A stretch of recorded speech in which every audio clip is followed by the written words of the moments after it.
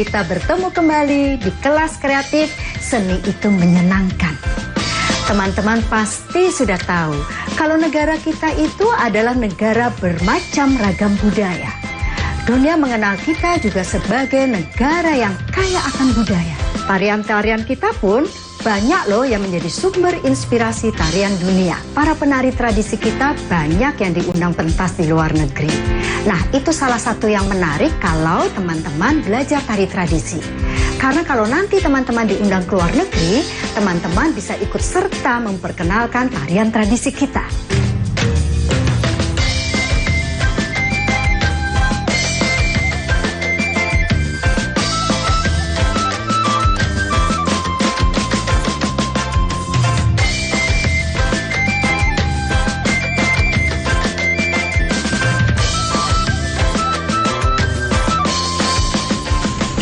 Ya teman-teman, saya beruntung karena sempat beberapa kali bisa membawakan, mementaskan tari tradisi antara lain legong di negara-negara lain di luar Indonesia.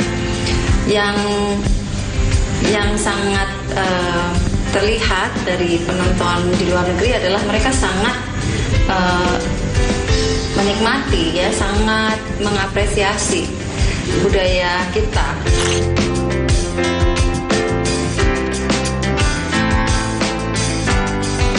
Seni tari tradisi itu merupakan sesuatu yang selalu jadi sesuatu yang ditunggu-tunggu. Setiap kali saya ingat setiap kali kami mementaskan tari Bali di kota manapun, di negara manapun kami berada, itu selalu penontonnya itu banyak. Setiap kali diadakan di auditorium pasti itu full, membludak. Jadi mungkin ya selain juga karena penyelenggaranya bisa mempopulerkan keberadaan acara itu dengan baik, dia juga ketertarikan yang sudah ada di negara tersebut terhadap budaya Indonesia yang memang terkenal sudah kaya dan sangat berwarna. Dan pengalaman-pengalaman seperti itu membuat kebanggaan sebagai penari tari tradisi itu semakin lama semakin tinggi. Dan saya merasa kalau tidak menguasai atau kalau saya bukan penari tari tradisi, mungkin saya tidak akan mendapatkan pengalaman yang seperti itu.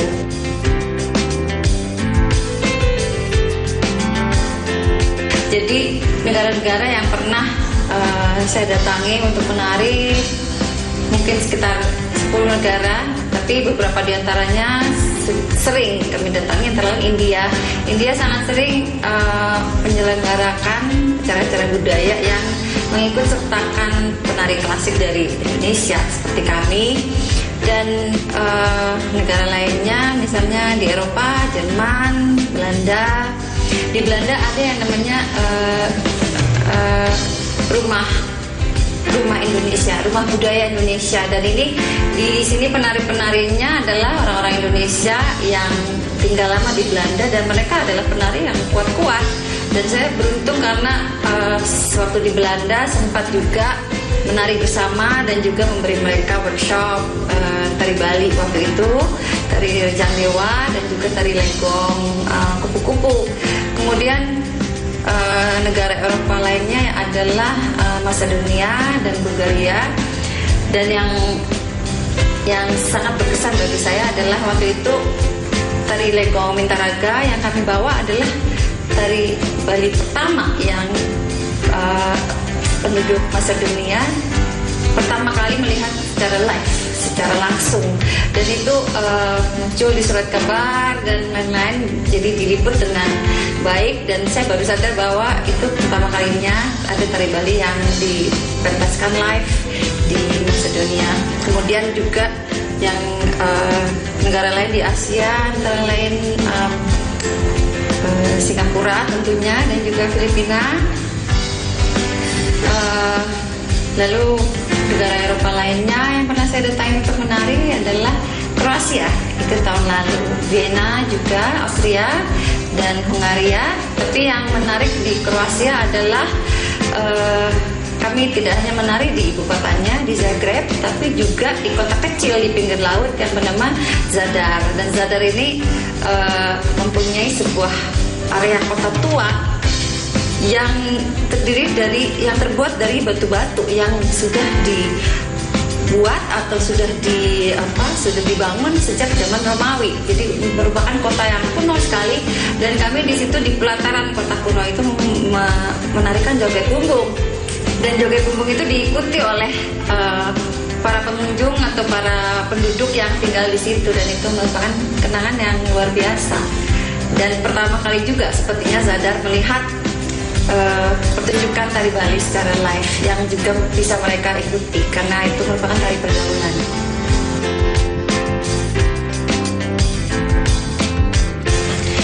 Ya, teman-teman, sewaktu kami mementaskan joget bumbung di pelataran kota Zadar, waktu itu sepertinya karena itu merupakan suatu event Kedutaan Besar Indonesia di Kroasia, penonton semula hanya mendekat dan duduk-duduk di seputar plaza itu karena ada rasa ingin tahu melihat kostum kami yang berwarna-warni.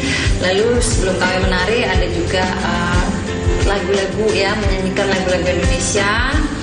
Tapi lalu begitu joget bumbung itu mulai kami tarikan, tadinya menarinya hanya bertiga dan menghadap penonton. Tapi mungkin karena mereka melihat bahwa kostumnya unik dan juga ekspresi yang ceria dari tarian itu, mereka tertarik, dan ketika kami mendekat ke penonton dan menarik, mereka jadi ada rasa kaget tapi juga tidak bisa menolak. Jadi begitu kami tarik dan kami ajak menari di tengah-tengah, mereka menyadari bahwa tidak susah untuk menarikannya. Lalu mereka pun mulai menari, dan begitu kami selesai menari dengan satu orang, kami tarik satu orang lagi untuk menari dengan orang yang semula kami tarik. Jadi semakin lama semakin banyak orang-orang yang menarikan joget bumbung, dan kami pun terus sekitar 10 menit, 15 menit menarikan itu, dan begitu kami selesai mereka malah more mau lagi dan lagi. Jadi itu sangat menyenangkan di hari Minggu waktu itu dipentaskannya.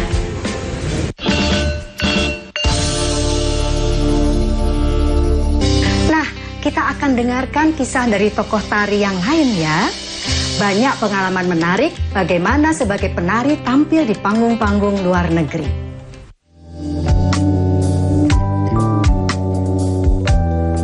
Beberapa pengalaman pentas karya tradisi di panggung internasional sebetulnya sangat menarik.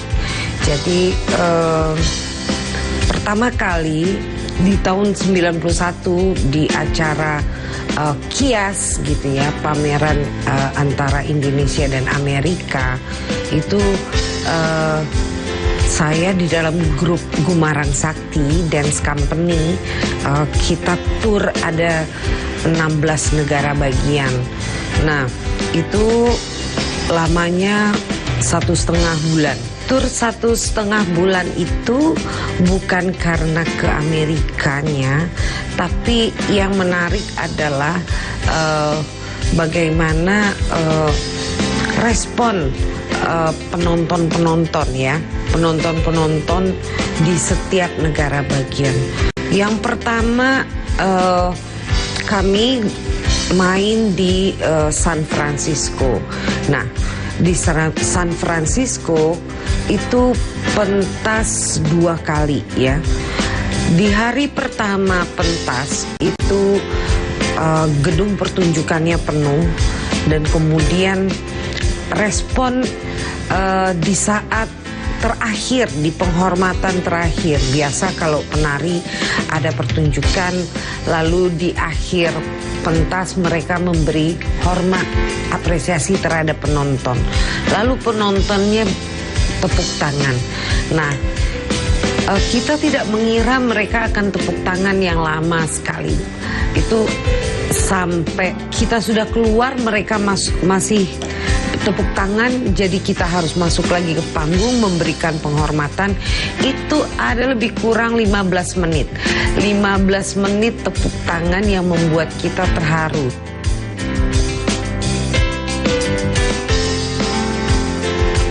waktu saya jadi penari misalnya pertunjukan ke beberapa negara di Asia Tenggara atau Asia secara keseluruhan, itu seperti di Filipina, kemudian ada Malaysia, itu sebetulnya budaya kita dengan Asia Tenggara tidak terlalu berbeda. Kemudian tari-tarinya juga semua berangkat dari tradisi, pengembangan dari tradisi. Jadi secara emosional ada seperti perasaan yang sama gitu. Nah, ketika di negara Asia yang lain seperti di Jepang, saya misalnya ikut dengan karyanya Profesor Sardono Kusumo. Nah, itu menari di museum. Nah, ini juga pengalaman yang berbeda karena bagaimana masyarakat di Jepang mengapresiasi dengan cara berbeda. Mereka sangat menghargai Indonesia, selalu menjadikan tradisi-tradisinya sebagai sumber dari karya.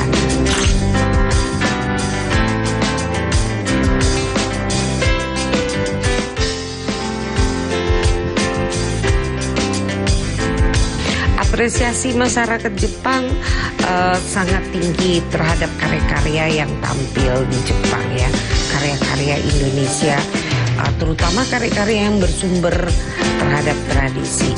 Karena sampai hari ini karya-karya atau tari-tari Indonesia yang ditampilkan di luar negeri itu masih kuat bersumber pada tradisi. Karya-karya yang bersumber dari tradisi itu menjadi unggulan ketika tampil di panggung-panggung dunia, dan itu sampai hari ini itu tetap terjadi. Dan kemudian kalau misalnya kita ke Eropa, itu hal yang sama juga sangat dihargai. Masyarakat Barat atau orang-orang Barat seperti iri terhadap Indonesia karena kita punya sumber yang kaya, akar yang kuat. Jika berbicara sesuatu kita lebih spesifik atau menjadi punya karakter dan punya identitas. Ini keuntungan dari seniman-seniman tari Indonesia karena mereka punya akar tradisi tari yang kuat.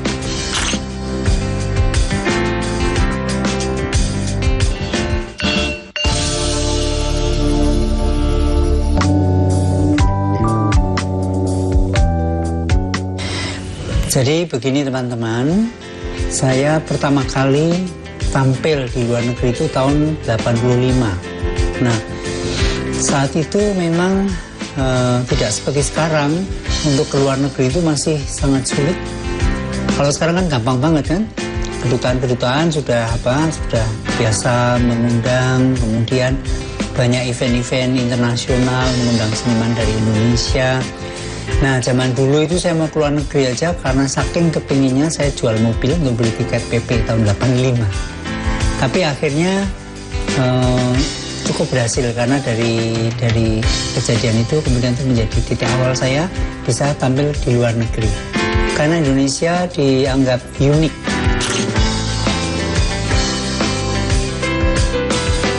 Kalau saya di luar negeri saya biasanya pasti tampil dua macam.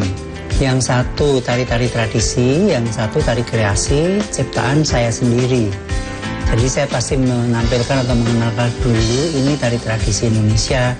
Saya biasanya menarikan Jawa, kemudian Bali, lalu setelah itu tari yang kreasi saya sendiri. Dan relatif apresiasi masyarakat luar negeri itu sangat-sangat positif. Tetapi satu hal yang menarik adalah pada zaman dulu, zaman itu tahun 85, orang lebih mengenal Bali daripada Indonesia. Ya, jadi kalau saya pentas di Belgia, waktu itu saya pertama kali ke Belgia, mereka tanya, loh kalau di Yogyakarta itu atau di Indonesia itu sebelah mananya Bali? Jadi mereka menganggapnya Indonesia itu bukan Bali dan Bali bukan Indonesia. Jadi menunjukkan bahwa Bali lebih populer dahulu dibanding Indonesia. Nah, ini salah satu hal yang memicu saya untuk memperkenalkan Indonesia.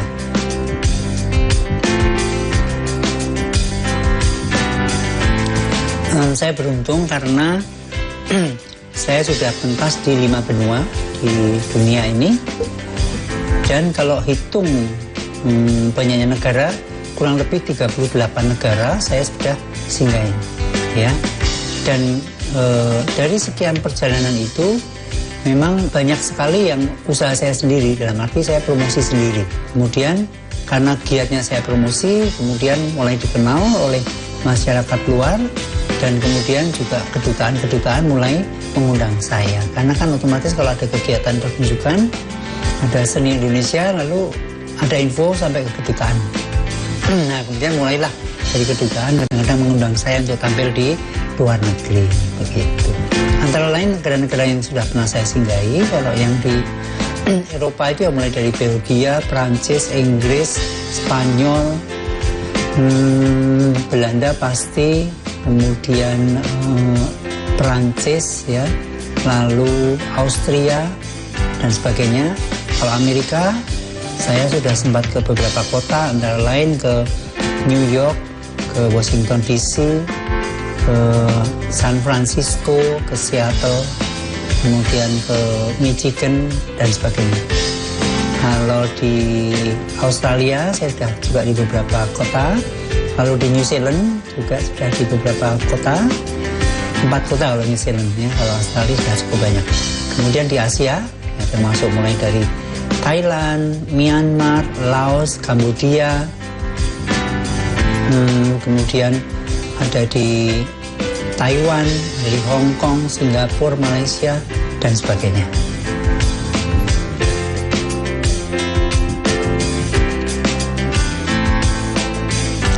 Mereka sangat-sangat appreciate.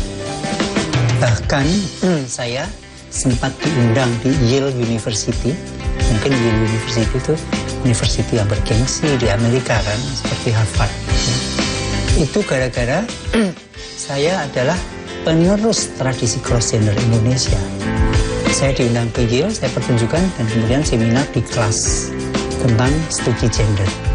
Lalu banyak sekali universitas dari Seattle, Washington University, dari Michigan University, dari San Francisco, UC Berkeley, kemudian dari banyak di Jepang ada Tokyo Women University, dari pokoknya di hampir banyak university di seluruh dunia ini mengundang saya untuk berbicara tentang seni tradisi cross gender Indonesia.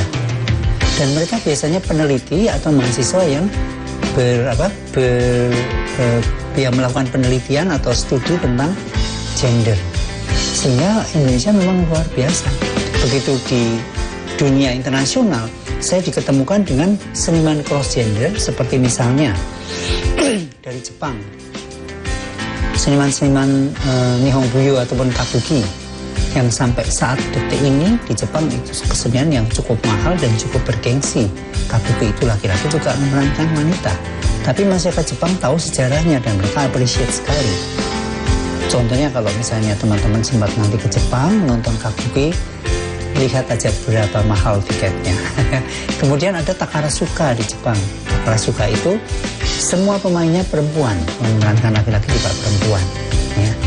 Lalu di Tiongkok ada Beijing Opera, ada Nanjing. Dan zaman dulu opera-opera Cina itu juga pemainnya kebanyakan laki-laki yang memerankan wanita. Seperti salah satu tokohnya adalah Mei Lan Fang yang sangat dikenal sebagai salah satu seniman besar legendaris dari Peking Opera, Beijing Opera. Itu ada museumnya di Beijing. Lalu di India banyak sekali tari-tari seni cross gender. Ada kucipudi, ada katakali, ya. Nah semacam itu kan kesenian-kesenian yang cukup menarik, dan itu tidak cuma di Indonesia, di dunia luar pun ada. Dan banyak sekali sejarah-sejarah yang menarik kemunculan atau kenapa ada tradisi seni krosian.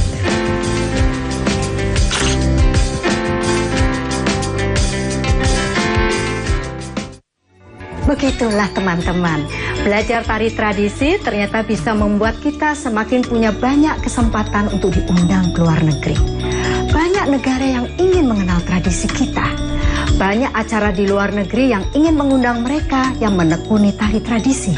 Nah, kalau teman-teman tekun belajar tari tradisi, bisa loh teman-teman nantinya diundang ke Eropa misalnya. Tapi jangan lupa oleh-olehnya buat saya.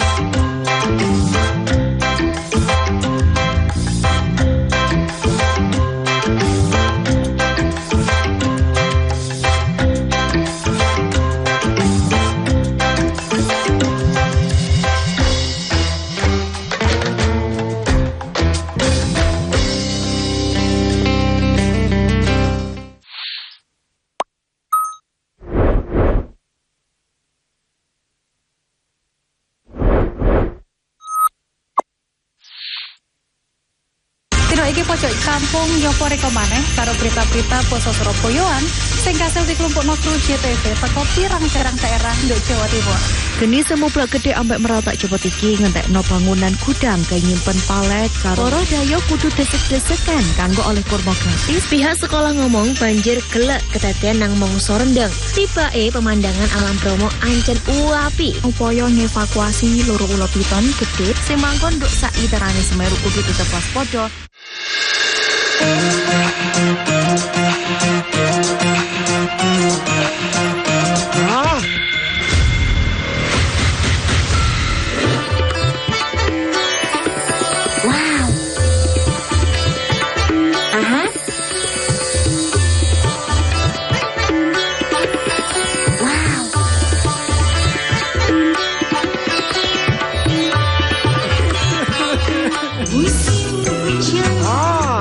Mantap suaranya. Dahut goyangannya. Stasiun dangdut digoyang tanpa dahut. Kerusuhan aksi demo tolak Undang-Undang TNI di depan Gedung Negara Gerahadi Surabaya pecah. Petasan yang dipegangnya meledak dan mengenai dada, wajah, dan tangannya. Akibat kecelakaan itu sebanyak 7 orang pemudik dari 2 minibus mengalami luka-luka.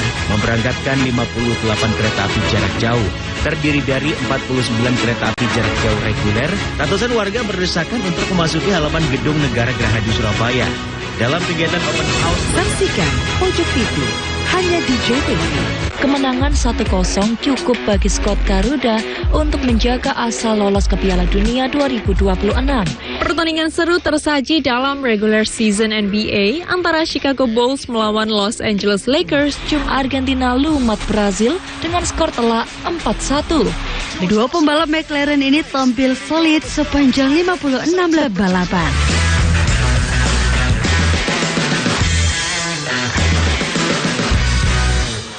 Ibu Khofifah Indar Parawansa memantau langsung arus mudik dan balik gratis. Seperti Anda lihat di belakang saya saat ini, arus lalu lintas sini tampak ramai lancar. Tiket kereta yang sampai saat ini sudah terjual 99%. Dari Pelabuhan Gresik ini ada 2 kapal. Ikuti informasi terkini seputar mudik dari berbagai daerah di Jawa Timur. Pastikan mudik lebaran Anda berjalan aman dan lancar. Saksikan koper lebaran hanya di JTV 100% Jawa Timur. Dari 150 kali gempa tersebut, 2 diantaranya memiliki kekuatan signifikan. Selama ini pabrik rumahan tersebut memproduksi arak jenis Trobas tanpa izin. Untuk keripik singkong dan jagung ini sangat murah meriah. 5 kapal penumpang ini diberangkatkan secara bergiliran sejak pagi hingga petang. Para tersangka memalsukan beras SPHP yang dikemas menjadi beras premium. Dugaan sementara kebakaran dipicu oleh korsleting kelistrikan mobil. Saksikan Jatim Awan hanya di JTV. Konco-konco Jawa Timur, saya langsung ke Pak Jum. Jadi masyarakat tetap menjaga hutan, tetap lestari, tapi juga dapat makan di sini. Membedakan cukai asli dan palsu. Tembakau yang ditanam di Indonesia, pertanian, terutama pertanian tembakau, memberikan edukasi pembiasaan. Kapan gizi ini bisa dievaluasi dan tidak? Anak PAUD sama SD kelas 1 sampai kelas 3 kita berikan makan pagi gratis. Makan pagi? Makan pagi. Duwe pulsa. Gak duwe pulsa. Iki lho Ron, tak bedheki kon iso jawab oleh pulsa.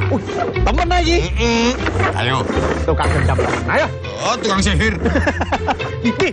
Loh, iki. Ya, delok. Bener. Oleh pulsa. Lah, oleh pulsa. Gawe kanca-kanca kabeh dulur-dulur kabeh sing kepengin oleh pulsa, melok kuis tul cetak setiap Jumat, Sabtu, Minggu. Sabtu karo jam 8 bengi nang gone tul cetak. Nonton sampai dijamin penak JTV.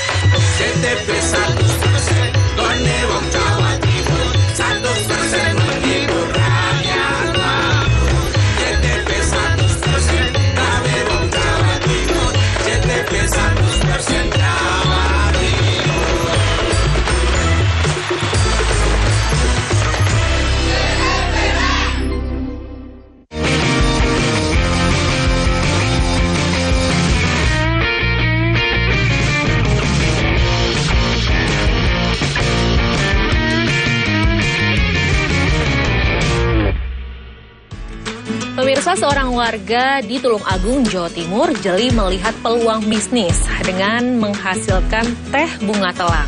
Nah, teh bunga telang ini menghasilkan warna kebiruan dan dipercaya sangat bermanfaat bagi kesehatan tubuh.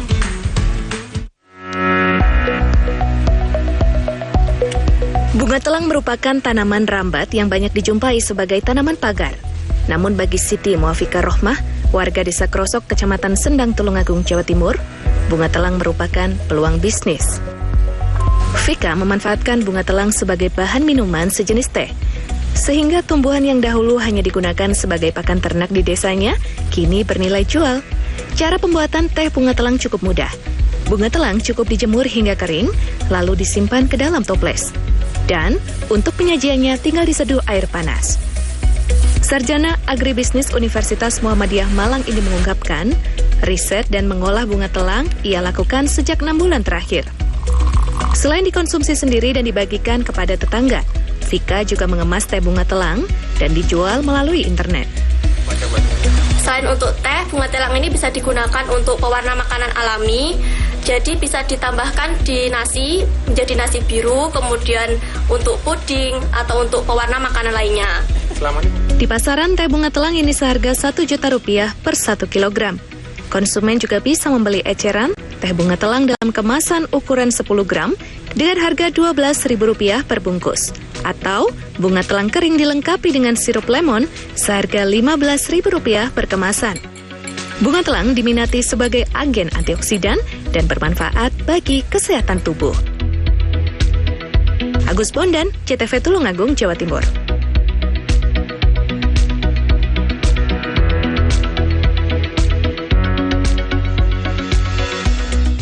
Selanjutnya, saya ajak Anda untuk ke sebuah kedai teh yang berada di Tangerang Selatan, Banten. Di tempat ini, Anda bisa mencoba beragam teh Nusantara.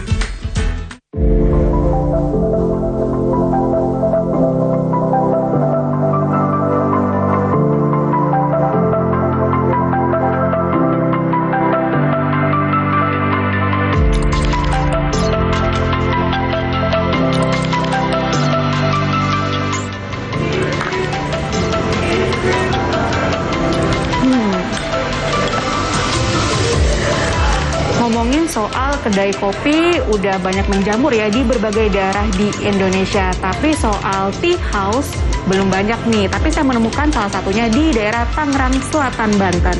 Sekarang saya ingin mencoba sensasi menikmati teh secara langsung. Yuk. Tahukah Anda, Indonesia memiliki ragam jenis teh? Tak sebatas teh hijau dan jasmin. Teh pun tak hanya bisa diolah menjadi es teh atau teh susu semata. Namun, dapat dikreasikan dalam tampilan menarik dan rasa yang khas. Seperti di Tea House atau kafe teh di kota Tangerang Selatan, Banten. Kafe ini baru berdiri Januari 2021 lalu, menawarkan 41 jenis teh dari Pulau Jawa dan Sumatera. Menu teh yang ditawarkan juga beragam, mulai dari teh seduh hingga kreasi teh kekinian seperti Ocean Margariti, perpaduan teh hijau, serai, jahe, lemon, dan seduhan bunga telang. Owner itu tergerak hatinya karena melihat petani teh kita itu mendapat upah yang amat sangat minim. Sehingga mereka tercetuslah untuk membuat yang namanya specialty tea gitu. Nah kemudian kalau misalnya kita hanya bergerak di hulu, nggak ada yang bergerak di hilir, maka percuma aja, sama aja. Makanya kita mulai mengenalkan teh ini yang biasanya kita ekspor, dan kita kenalkan langsung ke masyarakat gitu.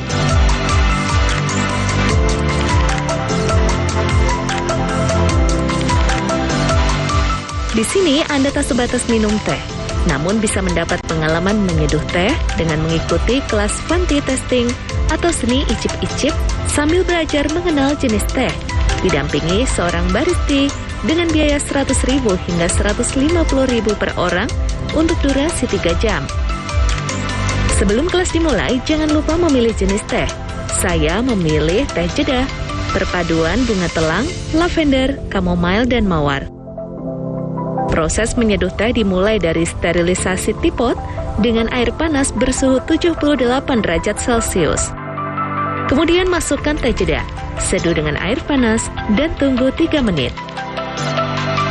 Oke, Mas Fajar, ini teh jeda saya lagi nunggu 3 menit. Nah, ini bisa dijelaskan apa sih manfaat dari teh jeda ini, Mas? Nah, manfaat dari teh jeda ini, dia juga seperti namanya, jeda, bantu buat kita untuk istirahat, gitu. Terus juga bantu juga untuk merawat kulit, sama mungkin yang mengidap kanker itu cocok juga. Dan untuk anak-anak mungkin ini aman, gitu, karena dia kadar kafeinnya hampir 0%. Tentu, konsep yang diusung mampu menarik minat masyarakat untuk datang dan mencoba ragam teh Nusantara. Saya sih untuk yang ketiga kalinya ke sini. Saya tadi pesan tea grass green ya. Lemon grass green namanya, lemon grass green. Ya, rasanya mana enak sih. Rasanya oke, ya baunya wangi, terus bikin kita rileks karena ada macam-macam teh ya. Jadi kita pilih yang ya sesuai dengan usia kita gitu, bikin sehat. Aku udah 3 kali kesini. Alasannya karena satu aku suka ambience-nya, terus aku juga suka teh kebetulan. Terus mereka provide banyak jenis teh gitu kan. Terus ya nyaman aja buat kerja di sini jadinya. Untuk harga teh dijual bervariasi, mulai Rp25.000 hingga Rp150.000 yang dapat diminum beramai-ramai. Nah, tunggu apa lagi? Datang dan rasakan sendiri bersantai di kafe teh.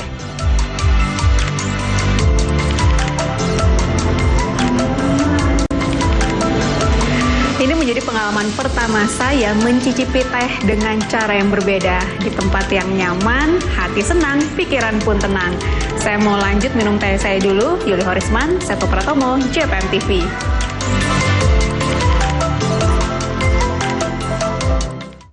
Pemirsa, juga tadi sudah ada meracik teh bunga telang, lalu juga sudah ada kedai teh dengan beragam teh Nusantara yang jarang ditemui.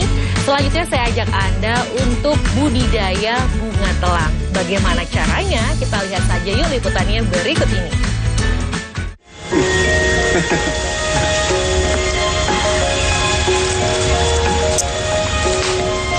Bunga yang bernama Latin Clitoria ternatea atau disebut bunga telang.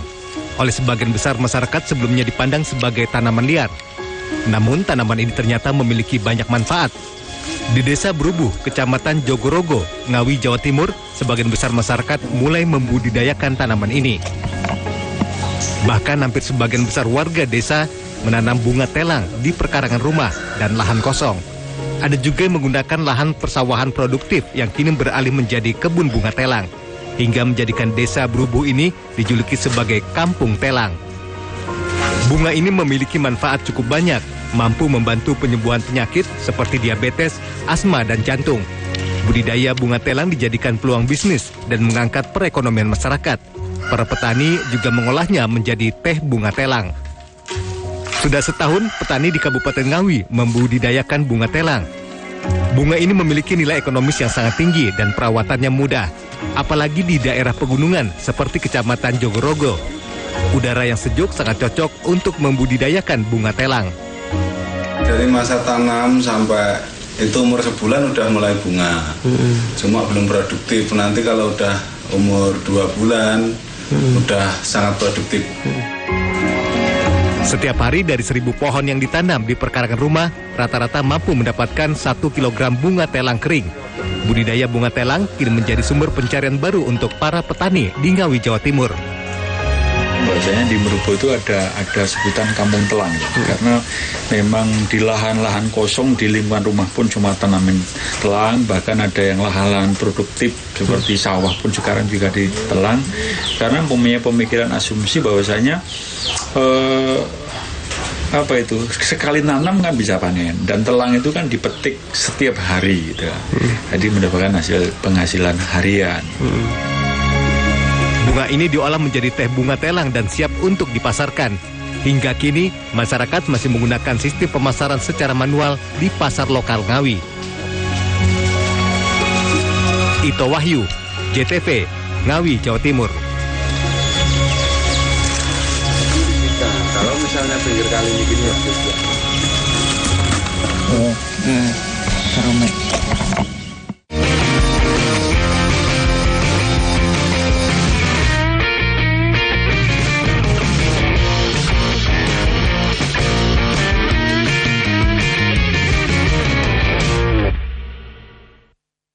Pemirsa, inilah komunikasi perjalanan koper lebaran persembahan dari Kencana, ahlinya Bajaringan.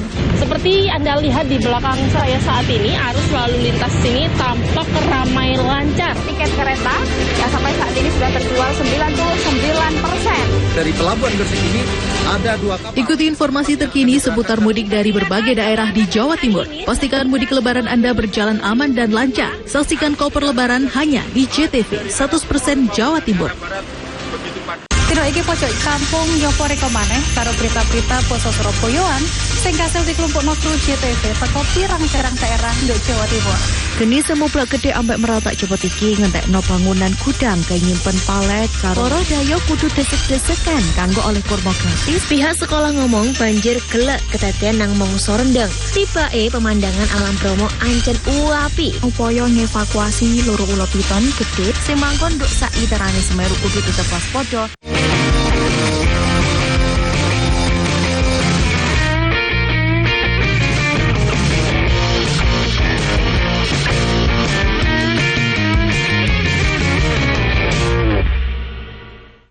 Pemirsa, pembudidayaan ikan lele Sangkuriang ternyata kini lebih cepat menghasilkan dibandingkan ikan lele Dumbo. Nah, kami ajak Anda untuk melihat budidaya ikan lele Sangkuriang berikut ini. Inilah ikan lele Sangkuriang. Sekilas tidak ada bedanya dengan ikan lele Dumbo.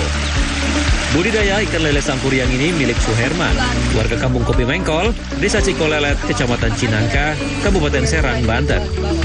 Lele Sangkuriang ini merupakan hasil rekayasa genetika dari ikan lele Dumbo melalui perkawinan sekerabat atau inbreeding. Tujuannya untuk menghasilkan bibit unggul. Suherman mengatakan selain pertumbuhannya lebih cepat, panjang lele juga bertambah mencapai 5 hingga 6 cm. Berbeda dengan lele Dumbo yang panjangnya hanya bertambah sekitar 2 hingga 3 cm. Pertambahan panjang ini dalam kurun waktu 20 hingga 30 hari. Budidaya lele Sangkuriang juga tidak memerlukan kolam besar. Lele ini juga memproduksi telur lebih banyak. Pemberian makanan dan pemeliharaannya pun jauh lebih mudah. Setiap untuk varietas yang lain itu kosnya lebih tinggi, dan untuk Sangkuriang itu kemungkinan lebih rendah karena banyak konsumen yang lebih memilih rasa dari lele Sangkuriang tersebut. Untuk lele sih pada umumnya tidak terlalu jauh, baik varietas lele Sangkuriang maupun yang lainnya. Cuma kelebihannya yaitu di pertumbuhan kita bisa memangkas cost bisa 20 sampai dengan 30%. Suherman berharap budidaya lele Sangkuriang bisa dilakukan oleh warga di daerahnya. Pemerintah daerah juga dinilai perlu mensosialisasikan agar mampu menambah dan membantu perekonomian masyarakat. Tim Liputan, Jawa Post TV, Serang, Banten. Pemirsa, bagi sebagian masyarakat, limbah pencucian pasir silika dianggap tak berguna dan dibuang begitu saja sehingga mencemari lingkungan. Namun di pesisir utara Kabupaten Tuban, limbah butiran halus dari pasir ini dimanfaatkan untuk budidaya udang faname.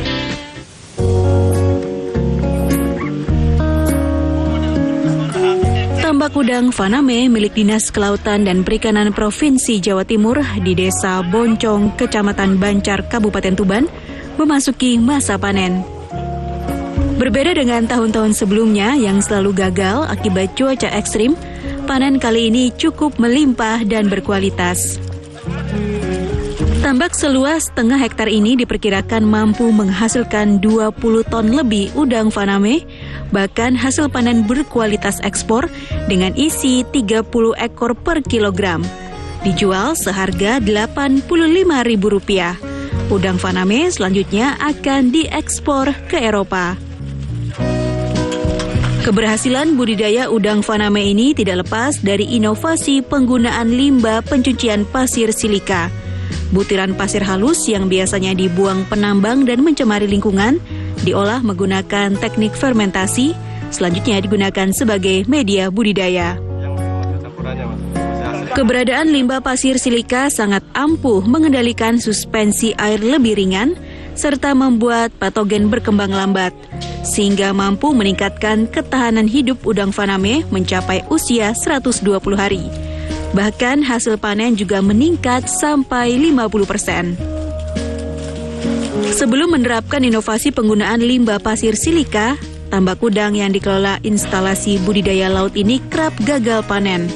Bahkan beberapa tahun terakhir, mereka gagal panen berturut-turut akibat cuaca ekstrim. Selain menjadi solusi, pemanfaatan limbah pasir silika juga dapat mengurangi pencemaran air laut setempat.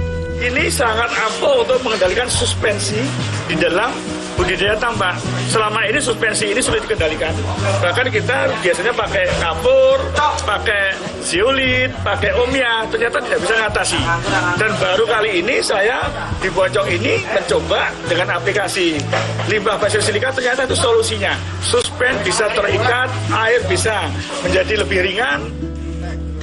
Instalasi budidaya laut Dinas Kelautan dan Perikanan Provinsi Jawa Timur membuka diri bagi masyarakat yang ingin mempelajari penggunaan limbah pasir silika. Petambak yang ingin belajar bisa langsung datang gratis tanpa dipungut biaya. Ziki Muhammad, Husni Mobarok, JTV, Tuban, Jawa Timur.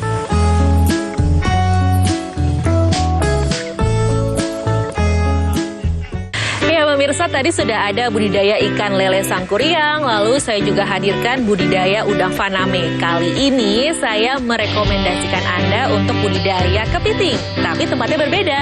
Kepiting kali ini menggunakan urban farming dengan vertical trap house atau apartemen kepiting. Kira-kira gimana ya budidaya kepiting di sebuah apartemen? Langsung saja kita lihat liputannya berikut ini.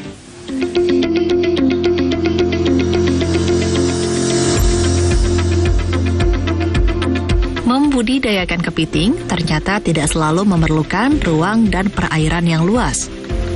Seperti yang dilakukan Tony Bertilios, pria 44 tahun di kota Surabaya, Jawa Timur ini, sukses mengembangkan budidaya 1000 kepiting pakau dan soka dengan metode urban farming.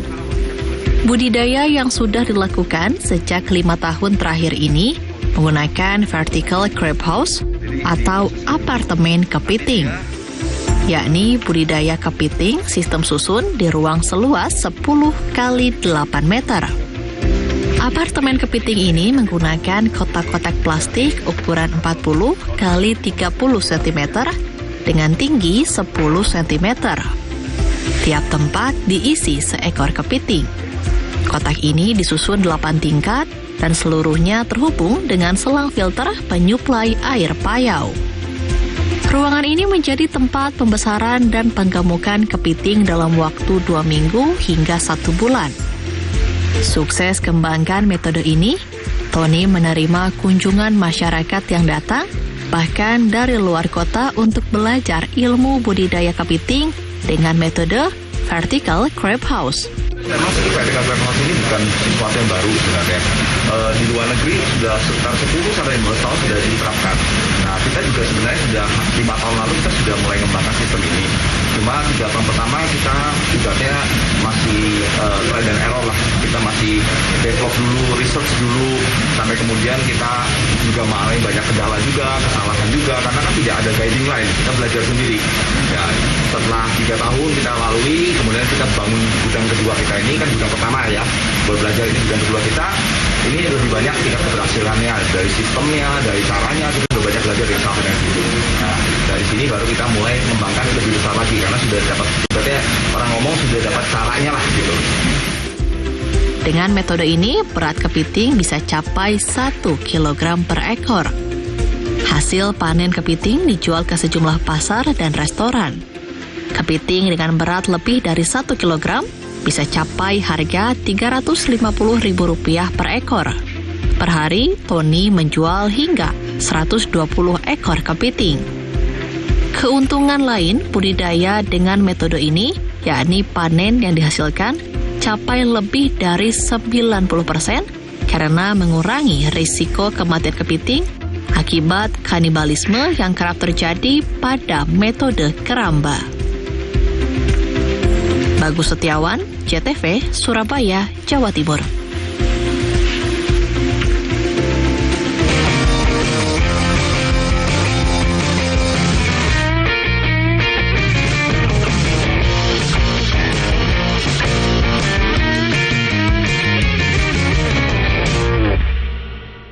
Pemirsa, inilah komunikasi perjalanan koper lebaran persembahan dari Kencana, ahlinya Bajaringan. Seperti Anda lihat di belakang saya saat ini, arus lalu lintas sini tampak ramai lancar. Tiket kereta yang sampai saat ini sudah terjual 99%. Dari Pelabuhan Gresik ini ada 2 kapal. Ikuti informasi terkini seputar mudik dari berbagai daerah di Jawa Timur. Pastikan mudik lebaran Anda berjalan aman dan lancar. Saksikan koper lebaran hanya di JTV 100% Jawa Timur.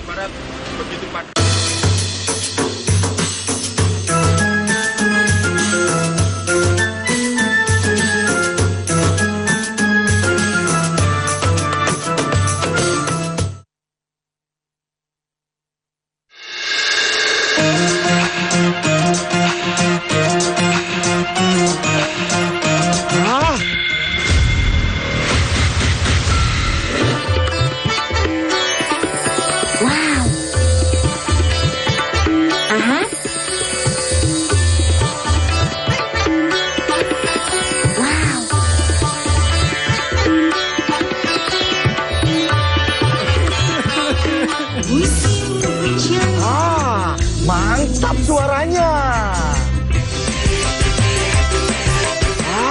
Dahut goyangannya. Stasiun Dangdut Digaya tambah dahut.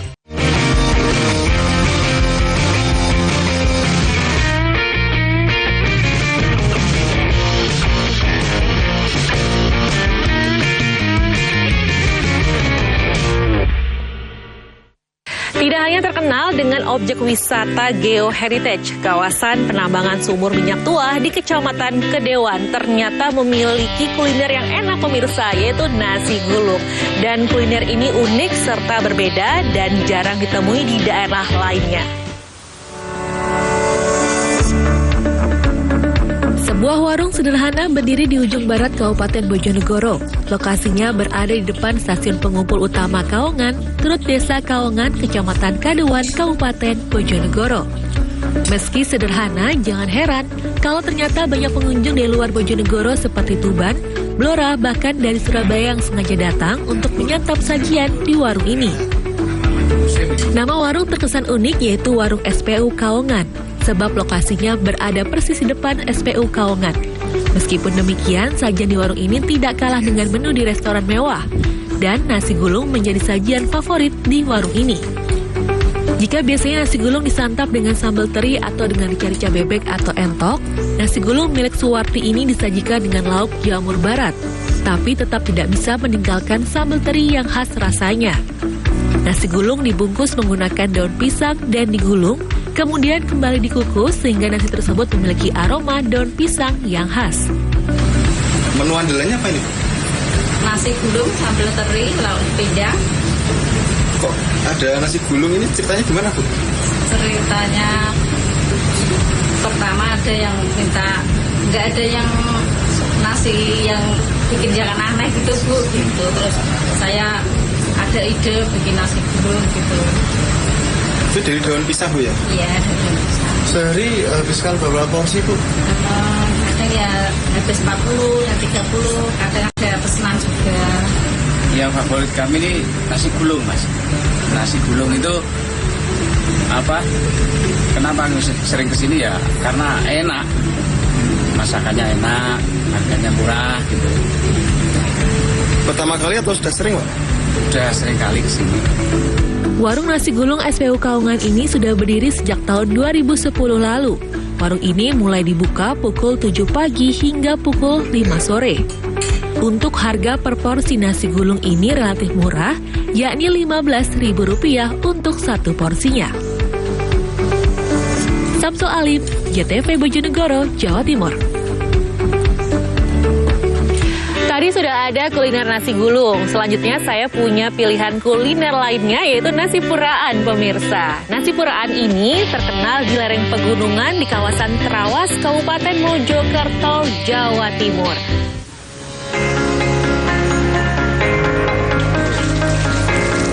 Sajian khas nasi puraan ini berada di Warung Barokah milik Nur Fadilah di Desa Kemloko, Kecamatan Trawas, Kabupaten Mojokerto. Warung ini berada di kawasan hutan pinus, berada di atas lembah Glotak yang memiliki pemandangan alam yang cukup indah dengan udara yang sejuk. Nasi puraan ini disajikan dengan layah dan berbagai lauk pauk lengkap. Satu porsi nasi puraan sudah bisa disantap 5 orang secara bersama-sama. Febrianti, salah satu pengunjung, mengaku nasi puraan sangat nikmat di tengah suasana udara yang segar. Ia mengaku dalam sebulan rata-rata 3 hingga 4 kali menikmati nasi puraan bersama dengan rekan kerjanya. Alas ini. Menunya itu nasi puraan, isinya sambal tomat, wader, bebek goreng, tempe tahu, terong goreng, nila goreng. Rasanya maknyus. Ditambah suasananya sejuk, mendukung untuk meningkatkan selera makan. Menu khas nasi puraan ini dibanderol dengan harga yang sangat murah, yaitu Rp50.000 per porsi. Para penikmat nasi puraan tak hanya dari Mojokerto saja, namun juga dari berbagai daerah. Biasanya orang-orang makan kesini tuh sukanya sambal puraan, itu bisa dimakan dulu 5. Kalau tanpa nasi, di samping harganya cukup terjangkau, Rp50.000. Kalau plus nasi berarti tambah Rp5.000 per nasinya. Isinya itu biasanya ada menu-menu pilihan, ada wader, terus mujair, ayam, bebek, tempe, tahu, dan telur. Itu yang paling disukai di sini ya, pembeli. Selain nasi puraan, Warung Barokah ini juga menyediakan berbagai menu lain seperti rawon dengkul, rica-rica bebek, ayam geprek, gurame bakar maupun goreng, dan ceker mercon. Bagaimana Anda penasaran dengan nasi puraan? Silakan datang saja ke Warung Barokah yang berada di kawasan wisata Trawas, Kabupaten Mojokerto. Aminuddin Ilham, JTV Mojokerto, Jawa Timur. Nah, sudah ada tadi nasi gulung, selanjutnya juga udah ada nasi puraan. Kali ini saya masih punya satu rekomendasi lagi, ada nasi gonjleng khas dari Pandeglang, Banten, pemirsa. Nah, nasi gonjleng ini paling enak kalau makannya ini bareng dengan ikan nila dan juga ayam goreng.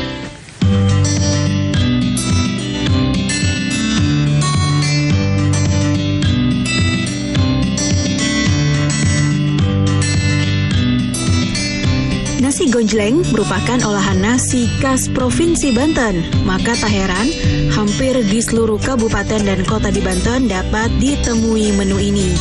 Di Pandeglang misalnya, nasi gonjleng bisa ditemui di counter gonjleng. Di sini, nasi gonjleng disajikan bersama menu pilihan seperti nasi gonjleng ikan nila bakar, nasi gonjleng ikan nila goreng, dan nasi gonjleng ayam goreng. Konter nasi gonjleng digagas sepasang suami istri asal Pandeglang, Reni dan Cepi sejak 3 bulan lalu. Kesan pertama itu enak, nikmat, murah, dan nyaman. Dan memang bahan-bahannya kita yang memang intinya jaga kualitas. Jadi menaikkan juga mutu standar dari kuliner-kuliner yang ada di Banten. Ya, apalagi dengan ikannya, dengan ayamnya.